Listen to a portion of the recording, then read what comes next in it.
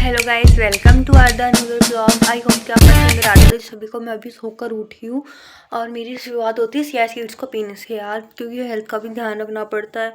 तो मैं जल्दी से सिया सीड्स पी लेती हूँ और फिर मैं फटाफट से जल्दी से उठकर अपने घर का थोड़ा काम करके अपना काम करके फटाफट से नहा धोकर निकलना पड़ेगा, क्योंकि यार स्टेशनरी पर भी जाना था। स्टेशनरी वाले का कॉल आया था कि आपका काम नहीं हुआ।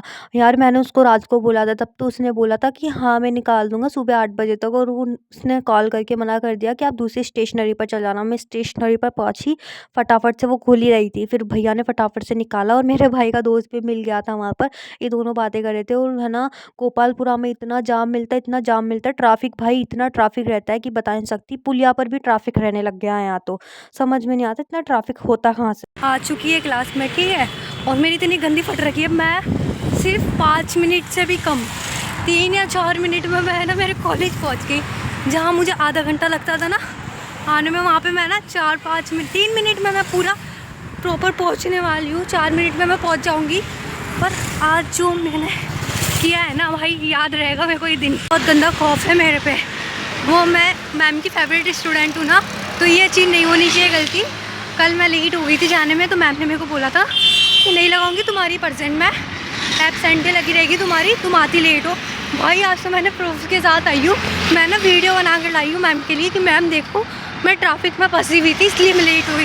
वो जब भी हम उनको एक्सक्यूज़ देते तो मैम पता एक ही बात बोलती, तुम हमेशा ना एक्सक्यूज़ ही देती हो, तुम लेट आती हो। नहीं, मेरे को नहीं बोली बात, मतलब वो लड़के जो लेट आती है ना उनको बोली थी, पर साथ में मैं भी तो थी उनके, तो मैम ने मुझे भी सुना डाला। तो अब देख रही हूँ क्या होता है, कॉलेज पहुँच कर पता चलेगा। मैं फटाफट कॉलेज जा रही हूँ। मैं कॉलेज पहुँच तो चुकी हूँ, पर है ना मेरे को है ना दिल मेरा ना ऐसे धक धक कर रहा है कि मैम क्लास में पहुँच जाएगी ना तो भाई पता नहीं क्या होगा। मैम है ना इतना गंदा बेइज्जती करती है सबके सामने। ये नहीं सोचती कि भाई ये पहले बार लेट हुई है, नहीं भाई तुम तो डेली लेट होती हो। तो यार खौफ है मैम का बहुत गंदा। मैं फटाफट से कॉलेज पहुँच चुकी हूँ।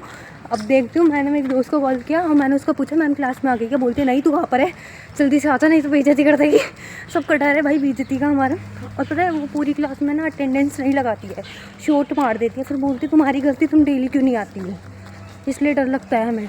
मैम और मैं दोनों एक साथ एंटर किया है क्लास में, और वहाँ जाकर फिर मैंने ड्रैपिंग स्टार्ट कर दी थी। 3 दिन से डेली ड्रैपिंग कर रही हूँ और इतनी परफेक्ट ड्रैपिंग आ चुकी है। पर मैंने अपनी ड्रेस इतनी अच्छी नहीं बनाई जितनी मैंने दूसरों की ड्रेसें बनाई है। भाई इतनी मस्त लग रही थी। इसका रियल लुक देखो, ये था भाई, इतना प्यारा लग रहा था ना, पूरी बहुत सुंदर लग रही थी ड्रैपिंग करने के बाद। फिर मैंने थोड़ा सा कॉलेज का काम किया, फिर ड्रैपिंग तो चल ही रही थी। एक बच्चा आकर अपना काम कर रहा था, फिर हम लोग निकल गए घर के लिए, और बस सामने ट्रैफिक लाइट पे खड़ी थी और हम सब दोस्त मिलकर वहाँ पे वेट कर रहे थे। छोटी बड़ी बड़ी सारी दोस्त मेरी बस का इंतजार करती हुई दिखाई दे रही है। बहुत परेशान हो गई यार। सही बता, सही बता रही। नीलाक्षी इधर देख, आप किसका इंतजार कर रहे हो? नीलाक्षी आप किसका? बस आ ही चुकी थी और मेरी दोस्त ना के मेरे को बार बार हिलाए जा रही थी। गाइस को बता, बंद हो गई यार। जल्दी जाना होता है ना उस दिन ना हम लेट हो जाते हैं। हमारी गाड़ी में बम क्यों होते, पापा रख के गए थे। बस खराब हो गई थी, फिर हम लोगों को बोल दिया नीचे उतर जाओ, फिर कैसे ना कैसे करके सीट मिली, फिर सीट पे बैठी, फिर सुकून सा मिला। पर बता तेरे साथ क्या हुआ था कब? जब तेरे दोस्त घर पे आए थे?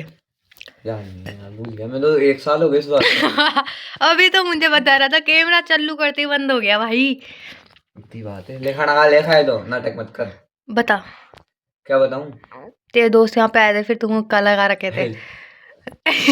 बॉल कौन नहीं गिनती है, पागल ही है। फिर मम्मी आ गई थी। पता है गाइस, है ना, ये इसका दोस्त और है ना सब लोग है ना वहाँ पे बैठे थे घर पे हमारे। तो है ना क्या बोलते, मेरी मम्मी अचानक से आ गई और ये लोग है ना हुक्का की है ना जो मटकी होती है ना नीचे वाली, वो फूट रखी थी। तो ये मिट्टी लेने के लिए बाहर गया, एक बार तो ठीक है, दूसरी बार जब मम्मी आ गई इसके दोस्त है ना एक ऊपर एक नीचे, पता नहीं कहाँ कहाँ उसके सामान छुपा दिया और बाहर जाके सोफे पे किताब लेकर बैठ गए। और मम्मी को कुछ भाई मम्मी है ना पलंग के नीचे देखी, पहले तो पता बात सीढ़ियों में देखी, फिर पलंग के नीचे देखी, फिर मटकी मिली। भाई मेरी मम्मी उन लोगों की इतनी गंदी बेइज्जती करी ना, क्या ही बताऊँ।